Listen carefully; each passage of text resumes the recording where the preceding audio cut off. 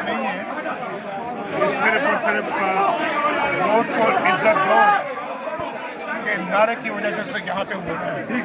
और मैं ये समझता हूँ कि यही वो वोट को इज्जत दो जो पाकिस्तान को दुनिया के पाकिस्तान की इज्जत दुनिया में बढ़ाएगा। और अगर हमने दुनिया में इज्जत कमानी है तो अपने लोगों को पहले इज्जत देनी होगी, वोट को इज्जत देनी होगी। और अगर ये समझते हैं कि वोट के को इज्जत दो वालों को वोटों में भरना है तो हम इससे डरने वाले नहीं हैं। हम दिल को रात और रात को दिन कहने वाले लोग नहीं। वोट को इज्जत दो, हम वोट को इज्जत दो पे डटे हुए हैं। डटे हुए थे, आज भी डटे हुए हैं और इंशाल्लाह आने वाले कल में भी डटे रहेंगे।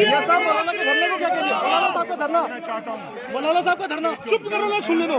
मन जो कौमें होती हैं वो कभी असूलों से नहीं हटती और असूलों से कभी नहीं हटती, वो नताइज की परवाह नहीं करती।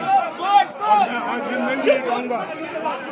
मैं भी ये कहूँगा और मुझे वो शेर याद आ रहा है अकबर अलाहाबादी का।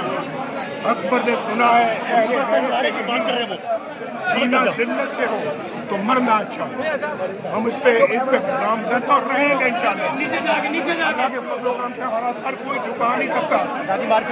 इंतकामी हथकंडों से हम अपना सर नहीं झुकाएंगे। शहबाज शरीफ साहब को कल लिख दिया है, लिख दिया है मैंने। पार्टी में रिफ्ट पाई जाती है, पार्टी से इंशाल्लाह कल इजलास कर रहे हैं, 13 को आपके पास कर रहे हैं। और मैं इंशाल्लाह मतलूबा हदफ हासिल होगा।